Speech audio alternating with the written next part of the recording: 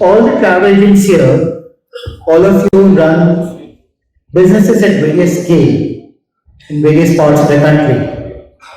But what is it in your ongoing business that you should do, which can help you become better and more effective in your business models? So the aim of this panel is to learn from 4 such services as to how can you evolve in your own business more effectively. So as we go along, we shall start off with a very brief line of introduction. I will request each of the speakers to take a minute to explain themselves about who they are to each of you. We shall start from you, please. Dave. So my name is Dev Karvat. My team and I, we run Asego Insurance, and our objectives are mainly 2. One is to make sure that we provide secure trips to travelers, and second, in case if still something goes wrong, we want to be fully compassionate and make sure that the traveler comes back home safely. Thank you, First of all, Namaste, Namaskar, Vanakkam, Vandanam, and a huge gratitude word of thanks to Jyoti. That was excellent of the dais to say, please bring everybody back to the room to have a conversation. And thank you everyone for coming back to the room. I mean, it is important that we have a dialogue and conversation, so I'm happy to hear the behalf of Support Tourism Board. It's a privilege to be working in India, trying to get all of your support to bring visitors to Singapore. So that's my job. As of how I'm feeling today, I'm feeling stressed and strapped. Just like all of us in the room, we are stressed because there are a lot of demands on our time, a lot of demands on what we need to do. But I also like to say that we are also in the tourism industry specifically, we are also strapped with anxious optimism, right? We are strapped with optimism for the future. We are strapped with what we need to be doing. So yes, I am stretched with work, but I'm strapped with anxious optimism. Thank you. Well, as myself, I'm wondering how it is for me find space on a dais amongst travel agents. Well, I was in the Indian Navy for about 24 years. And after that, I have spent about 15 years with the cruise and the Navy tourism business. I head the cruise vertical at JNY, and we handle about 85 to 90% of cruise ships which call in India. And therefore, most of my perspective during my talk today would be from the cruise tourism perspective, and I hope it helps. Thank you. Thank you. Good afternoon, and once again thanks Jyoti, not just for the invitation but for the extremely warm person you are. And just to take a note from what Srithar mentioned earlier, for everybody who saw the last 5 minutes, Jyoti clearly means business, so and I think the room is a testament to that. So just very quickly, my name is Noel Swain and I'm part of VFS Global. As you know, VFS works with diplomatic missions and governments worldwide to manage the administrative tasks related to visa process. Just in terms of one line about how I'm feeling, I think extremely excited about the future. We heard a lot of numbers thrown at us yesterday right from the first session, but the one that kind of sticks in my mind is the fact that Indians going abroad and spending, just the overall number is increasing 3 times within the last, when we look at 2026, 27, so within 7 years it's going up 3 times, while the overall traveler volume is probably increasing about 40-50%. So which clearly shows the amount of opportunity that exists in the India market. Thank you, Noel. Just to add to what Noel is saying, as Philip, along with all the industry bodies, all of them which are here, we have in our vision what the government that the outbound travels from India should touch around 75 million travelers. And that's the size of the opportunity that we're looking at. And as you're aware, that when people go outbound, they spend at least 3 to 4 times more than what they spend in domestic market. So that's the extension of the value or the volume of opportunity that each of you can look forward to. Add to what you're saying. So let's come back to Dave. Dave, please tell us as to how can the travel community, and this is a question individual, I'm not asking the question, how can the travel community work better with your organization or the services such as yourself to increase the value that they have to their clients and create more business going forward?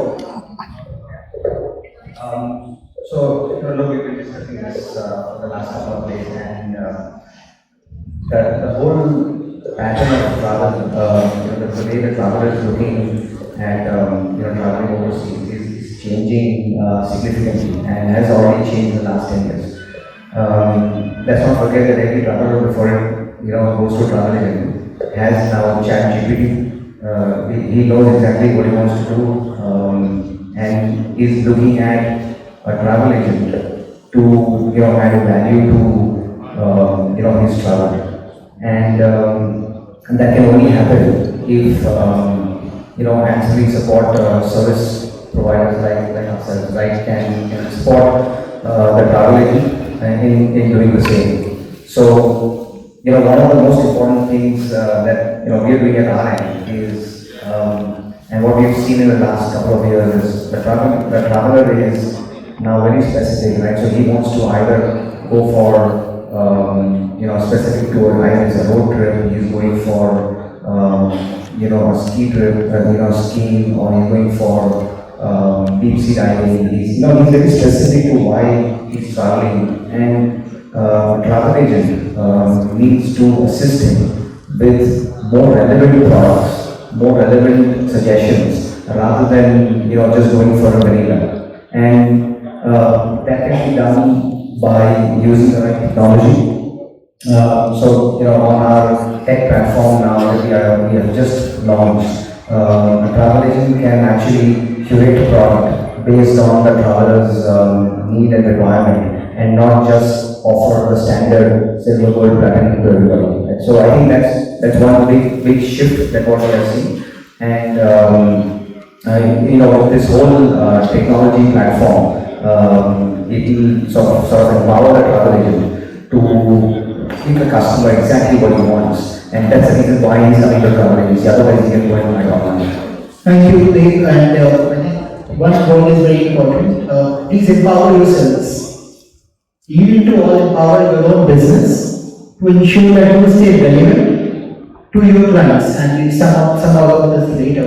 Srithar, while you represent a lovely country, Singapore, could you also maybe advise our travel friends as to when they work with a country in promoting outbound, how should they better work with a country to add more value to their own clients?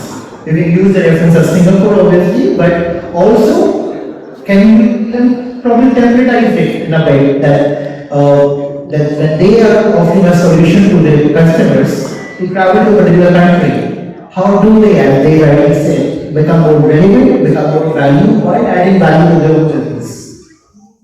Okay. I think a couple of points come to mind. Number one, I would like to start by saying that staying relevant, staying connected as a travel fraternity is very, very important. About 10 years ago, pre-COVID, in a room like this with travel agents, being a candid speaker that I am, I asked an existential question. Guys, 10 years down the road, will you be still in business? Is travel agents still a relevant fraternity in this market like India? It is a digi-selling market, it's technologically advancing very rapidly. If it is going to go in the direction of an advanced country like US or Europe, the role of travel agent gets diminished because, as was mentioned about AI, ChatGPT is now even causing a lot of commotion in the world. So what is the relevance of a travel agent? Thanks to COVID, the travel agent is back in business. thanks to COVID, the traveler today is even more hypersensitive that he wants to be managed by a travel agent, and India being a very service-oriented country. For everything you want to be serviced. For a pani puri, there are 5 people lining up and doing a pani puri. Right? So in this kind of a climate, good news is the travel agent's relevance is back. The good news is, in my personal assessment, it is going to be there for at least another couple of decades for a few reasons. India is on the rise. India is going to be economically, politically going to be such an important country in the next decade and more. And therefore, a lot of travelers are going to be traveling. India is, I mean, as you can see, every country is knocking on the doors of the Indian consumer and saying, please come and visit my country. So, good news is, we are back in business, but how do you then make sure you are staying connected, staying relevant, and staying ahead of the curve, that you are not overtaken by the technology that is going to say, I'm a 25-year-old guy sitting in Surat or sitting in Jaipur, I don't need a travel agent, I know how to book and move. But I think where your big benefit is, you're able to advise, you're able to manage, you're able to be there when something goes wrong and fix the problems. The second thing, maybe to talk to the point about Singapore.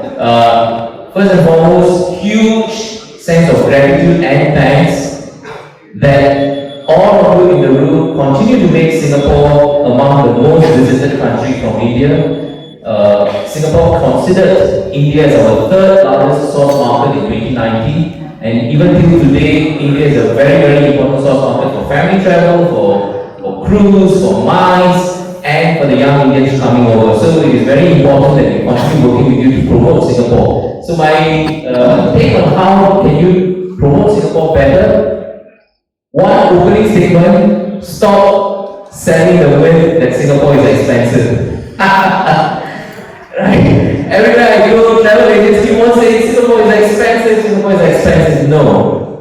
I think the consumer today is not talking about price in a very absolute black and white. They are not. They are far sharper than, I think all of us know that the consumers are very, very sharp. They are very clear what is the value. Where is my paisa vasool? So if today the consumer says Singapore for $10, you're getting a concentration of experiences. I can do Universal Studios in the morning, I can be in Orchard Road shopping in the afternoon, and I can be at the Gardens by the Bay having a light show in the evening. How many countries in the world can offer you that? No, not many countries. So my humble request, Singapore is great value for money, and if you can reimagine the way you can sell Singapore, there are a lot of new products we keep on being relevant in the market. So my humble request, reimagine the way you can sell Singapore, and we hope to reach out to you guys and work with you to continue positioning Singapore as a must visit and revisit country.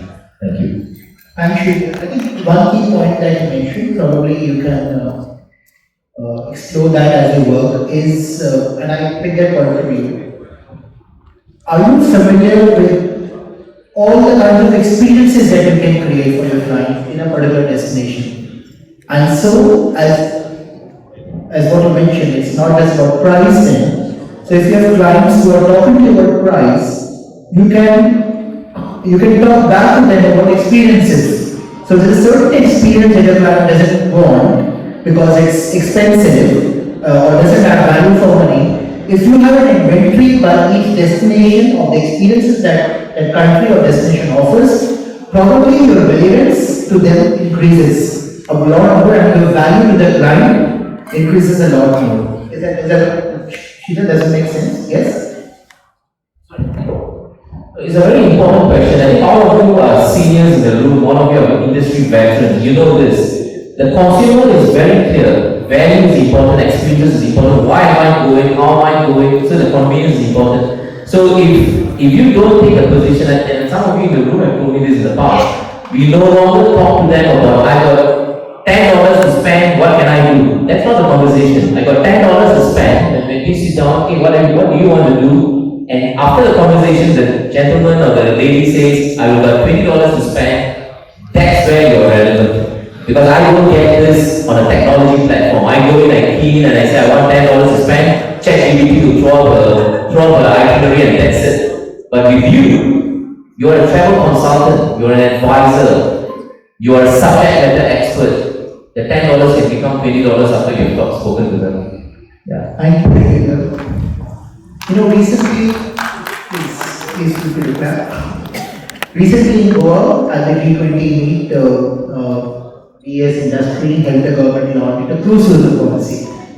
And this first time, India has an integrated national cruise tourism policy, which I don't know if you're aware. Obviously, you're aware that we have more than 7,500 kilometers plus of coastline. We have 20,000 kilometers plus of inland waterways. We have more than 100 lighthouses, 400 plus rivers and islands.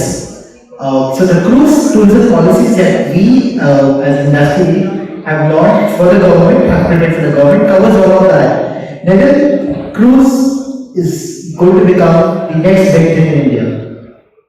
And we were together at Goa, we held the government launching. Can you share with all our friends here, how should their perspective on cruise tourism change? And feel free to bring in sea, coastal, river, wherever you like. Please, thank you. Thanks, Ashish. Actually, looking at it from a cruise liner's perspective, I think how cruising started in India about 2.5 decades ago, and what it is today, there are major changes coming along. There is also a major difference between cruising in the US or North America, in Europe and in India and in the subcontinent.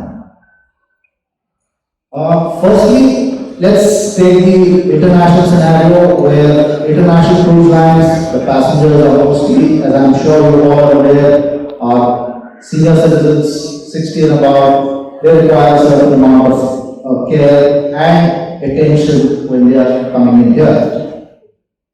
Conversely, in India, the average age of cruisers or people who are cruising is coming down. It's now 44. At 44 is the average age of a passenger who cruises in India. And in India, I as a grandfather would love to sort of travel with my grandchildren. And that is where the size of groups that travel on cruises now is increasing. Ships are not getting smaller, in fact they are getting larger. Almost every 6 months you find that the next largest cruise ship in the world is getting launched. And therefore we in India need to be prepared to handle that kind of volume that is going to come into India. That brings us to the point of the infrastructure, processes, our SOPs that need to be laid down for handling that kind of volume. At the moment, as far as infrastructure is concerned, I think it's the first time that the government has opened up the cruise terminal industry, and we as Baxi are the first private terminal operator building a cruise terminal in Mumbai. While the government is building cruise terminals in Vizag, in Goa, and there are existing terminals in Cochin and Chennai. But we need to be able to handle much larger ships than what we do today. Coming back to the relevance of travel agents, we have in our midst here the PSAs of very big cruise lines who are responsible for sort of selling the inventory on their cruise lines.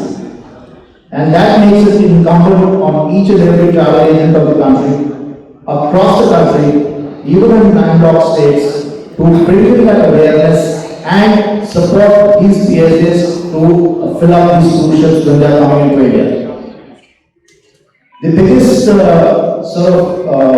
change or the improvement that we saw over the last 2.5 years was for domestic cruise doing so well in India. People from the northeast states, right from Himachal, Kashmir, Gujarat, coming in large groups of 25 and over, coming in for cruising, and that's a positive sign. And therefore, when you sell such large groups, I think you as travel agents would need to be aware of the operational limitations that cruise lines have, the operational limitations that the ports have to handle that kind of volume and the influx of passengers. Because at the end of the day, being travel agents will respect the fact that it is the passenger experience which makes all the difference. His Excellency, the Ambassador of Egypt, mentioned about creating a sort of association of nations where we would be able to sort of share our boundaries and make cruise lines that much more profitable. Because cruise lines finally, at the end of the day, sell itineraries, they don't sell specific locations. And therefore, what are we in India or Sri Lanka competing against? We are competing against the ports of Singapore, or even Phuket, and such ports where the volume or the number of port calls are much higher. So we need to study what is the difference that is there and here. And therefore, I don't think there is anything short of emphasizing the importance of a travel agent in the cruise industry. Thank you. Thank you, Nevil. So I think one key important point from what Nevil said, please be very sure of the product and since we reference a cruise, of the product, its strengths, its weaknesses, and the complete facts, so that you can create better solution for your clients. Noel, there is so much happening in the visa front in the world. There are countries that are offering visa, there are countries that are going without visa, there are countries that are offering paper visa, electronic visa, and now this talk of digital visa. What do you suggest to our travel friends, travel agents, as to how should they equip themselves with what's happening latest, and how can they create better positioning and solutioning using these services? Thanks, Ashish. I mean, if you look at just the total number of outbound travelers from India at 26, 27 million in 2019, we've got about a fourth of these travelers who already have visas. So they're really repeat travelers because they've got existing long duration visas. We've got about a third of those travelers that are potentially applying for what we call sticker visas or vignette visas. And then we've got the rest of them who are doing a combination of eVisa or visa on arrival. I think one of the areas that's important for us to, as an industry, to look at is wherever there is the concept of visa, we know that the visa application process is quite a serious process, given the amount of documentation that goes into it, and it needs to be obviously perfect, along with all of the supporting documentation and your application form and so on and so forth. Given that we are working or continuously interacting with more of a discerning traveler, we've seen that customers really are willing to pay for convenience. Right through the last 2.5 years, and which has not really stopped going forward, is consumers looking at simpler ways of getting the same thing done. We've introduced various travel-related services like the premium lounge, the ability to keep your passport in case of UK, the visa at your doorstep service where we can go far and wide on weekends after office hours to assist customers and make it more convenient for them to complete the application process. And I think this is where we can really work closely with and we already do, but we can work closely with each one of you, which is the travel agency community, to make the entire process simpler for customers going forward. Thank you. And I think very critical to what was said earlier, it's very important to stay connected to the suppliers or services to ensure that the amount of facilitation that you can do for your clients improves, thereby making your services more valuable. Let's come back to Dev. Dev, share with us something which has been a part of your personal or professional life. Any message or anything which you'd like to share with our friends, which can inspire them? I think I would like to say that my biggest inspiration is right in front of me, this whole room. Right? Most of you have seen me and my company grow from a startup to the most preferred and the most liked travel insurance provider in the country today. And one thing that I've learned from each one of you is never to stop. And we've seen so many cases in this last 15, 20 years, whether it's COVID, whether it's global meltdown. I have seen every time when I walk into a travel agency and they are so positive and so charged up, and they say, okay, come back, and we'll do this again, and we'll do this again. And that keeps me motivated. I go back to my office and tell the same thing to my team. I think when our partners are so charged and motivated, we have no reason to be down. So thank you very much for motivating me and my team and my company. Thank you.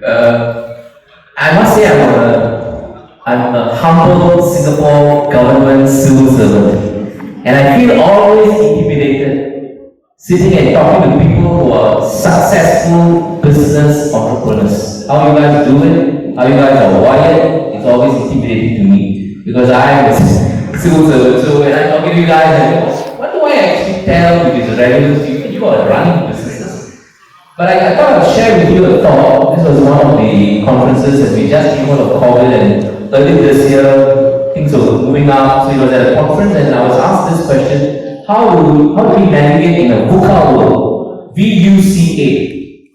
That was the first time I was thinking, what is VUCA? So VUCA is a military, used in the American military. V stands for volatile, U stands for uncertain, C stands for complex, and A stands for ambiguity. So the framing of the question was a bit pessimistic. How do you, there are so many things happening in the world, how do you stay relevant in this VUCA world? Then I say, guys, we are in, as I said, anxious optimism is the state of mind that I am in consistently. We are in the business of spreading optimism. We are in the business of spreading hope. We are in the business of spreading travel and have experiences and enliven your lives, right? So I said, let's not use VUCA, let's reinterpret VUCA. So I said, we, instead of volatile, let's say it's venture. The human spirit always ventures. We are human beings, we always want to venture, whether it's for business or leisure, whatever. So we are in a good business, there will always be travel. Alright? Unless there's some very, very big doomsday that's happening. But people will always travel. No questions about it. So V is for venture. U is for uncover. There was uncertain. I said it is uncover. We have to uncover, discover experiences, and we are in the business of facilitating that. C, complex. I said I'm going to cheat. I got 3 words for C. One is care. COVID taught all of us that we need to care more for ourselves, for our family, for our friends, and care is going to be there for a long, long time. The human psyche has changed, at least for the decade, unless there's no other major, that's not there's any other major disturbances in the world, but care is going to be very important, right? C, second, is connect. We really need to connect. We are in the business of connecting and we need to continue doing that. And C, celebrate. We are in the business of facilitating celebrations, right? So care, connect, celebrate, and finally A, ambiguous, I changed it to adaptive travel. The Indian consumer especially is a very, very adaptive traveler. If there's a problem in this part of the region, he travels, he makes his business in some other part. He goes some other travel, and he will make sure that he's enjoying himself. So we are in a good business, and I would like to say that for the next couple of decades, as India rises, travel demand rises, you are in a very, very good space to build a business. And yeah, thanks for the opportunity. Thank you. Lovely. Thank you. Thank you. Well, I actually was going to flash a photograph which would have a caption somewhere in the Middle East, where we actually had an aircraft carrier which is the largest warship in the world. And just another cruise liner. The aircraft carrier is about 15 decks from keel to bridge, and you have the just an average size cruise liner which possibly is 22-23 decks from keel to the top. Berths just 20 meters apart, and Fortunately, we were the agents for both the ships, and therefore we get the opportunity of exchanging visitors on the ships. We took a bunch of officers and sailors from the aircraft cabin to the cruise liner, and a few visitors from passengers from the cruise liner to the aircraft cabin. Obviously, both of them the hotel rooms were enamored by each other, the grass being greener on the other side. And seeing the response that we had, we opened up another group of visitors, and trust me, the number of passengers, cruise passengers who wanted to come onto our cabin was much, much more than the number of officers and sailors who wanted to come onto our cruise ship. Now, the reason why I'm bringing this out is also relevant to the fact what Srithar said about uncovering domains. As the travel industry, we need to explore the unexplored, find the uncharted areas where we can go and provide new experiences to various people. I think over a period of time, people have got used to what they have, and therefore the onus is on us to provide them that much more and new. Thank you. Amazing. Thank you.